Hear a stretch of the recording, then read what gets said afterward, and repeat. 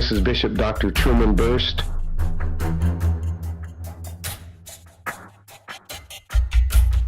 Master Herbalist, coming to you from Good Shepherd Ministries.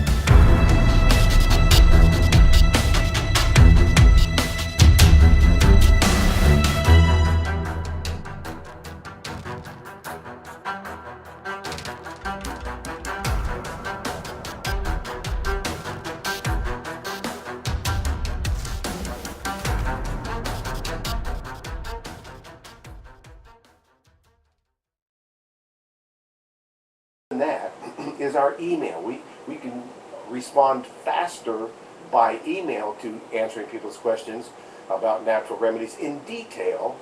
And we're glad to do this as a labor of love for Jesus Christ. So email us, and the email is trumantheherbalist@gmail.com. Truman, Truman, the is THE, herbalist, HERBALIST. Truman the herbalist @gmail.com, and we'll be sure to make sure you get all the information that you need about all of this wonderful information. And today we were talking about kidneys and renal failure, so let's discuss first what it is. And I'll go back to this book that I refer to quite often, which is Prescriptions for Nutritional Healing. I think I can hold it up, but it's like 869 pages. But it's a great book, and it's in its 4th edition. And under page 533, it talks about kidney disease and renal failure. Because the kidneys remove waste products from the body, and they keep the body chemicals in balance, and they help maintain the body's water balance.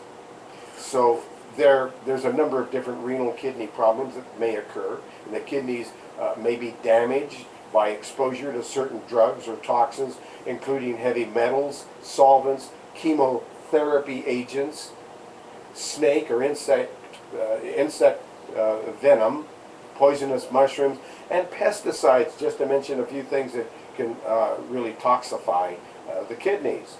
Renal failure, that can also accompany or result from many other disorders, such as congestive heart failure, diabetes, chronic hypertension, liver disease, lupus, and sickle cell anemia, so to mention a few. So there's so many things that are attacking the kidneys while they're trying to remove the waste products from the body and keep the chemical balance in balance and enough rehydration. So number one, it's important to drink enough water. Wouldn't you agree? Absolutely, yeah, it makes a huge difference. Right, so drinking enough water, that's key to it. And we could go on to mention, all the important aspects of, kidney disease and PKD and kidney stones and potassium depletion and so forth. But really, we'll save that for another time, getting in detail, or we're glad to send you that information more in detail about the kidneys. But I think most importantly, we need to look at what herbs and what herbalists do when there's a kidney failure. And wouldn't you say that it would start, again, with lots of water, and then making sure you're getting a kidney bladder herbal tincture that encompasses all the different herbs that are in that kidney bladder formula, marshmallow root being one of them. Mm-hmm. And so if you've got so what I found is getting a pound of marshmallow root powder. Mm-hmm. And this is what I've used before, because remember my battle with kidney issues as well. I was being hospitalized once a month for kidney infections. So I did the marshmallow root powder that you told me to do. Yep. I did that for 14 days. Yep. and you drink. Tell them how you make it. Oh yeah, so you just get a quart of water, bring it to a boil, remove it from the burner, go get your pound of marshmallow root powder and get a tablespoon of that, and take the lid off and put that marshmallow root powder in there, put that lid back on, let it cool down until it's cool enough to drink. Oh, stir it up. Thank you. Got to stir it up first, then put the lid on it and let it cool down, and drink that marshmallow root tea, a whole quart of it. You can put it in the fridge.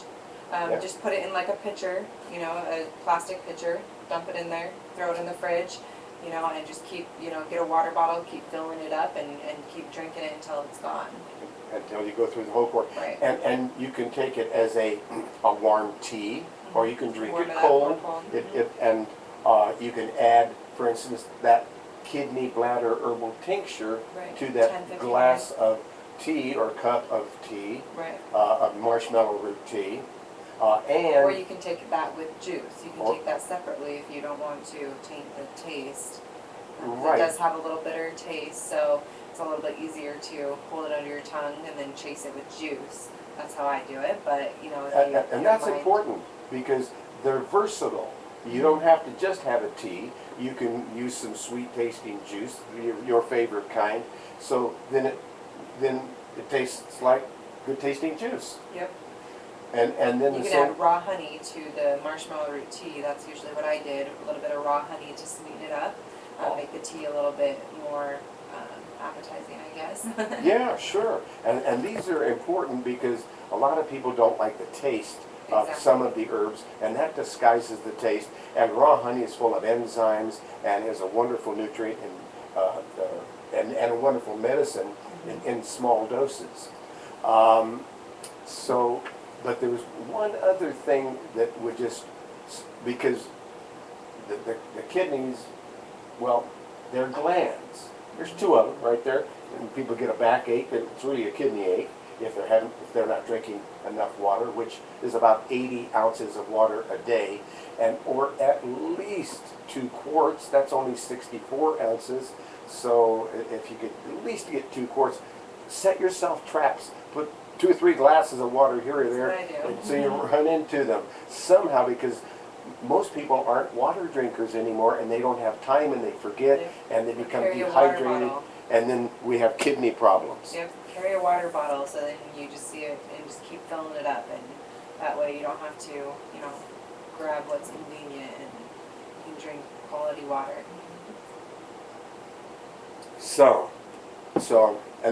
But now. But the whole lymphatic system works together. It's kind of a team, and that's where all of the Gland Rejuvenator comes into play. That's it. So. That's what I was trying to say, and that's how you can top this off, is that Gland Rejuvenator, which has 8 separate formulations in it. It has lymph glands, it has the thyroid, pituitary. See, the key here is not just to work on the poor kidney who's been taking a beating and can't do its job anymore to balance the chemicals and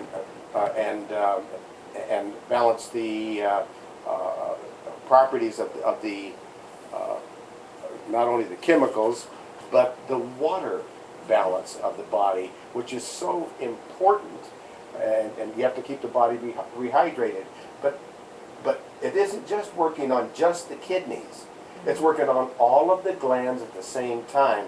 Then all of a sudden the hyperthyroid, hypothyroid, and adrenal exhaustion, and pancreas, and all of the glands are getting a tune-up at the same time, and you're working in concert. And when you do that, the body responds in concert, and you feel better, and it actually works. Weight loss.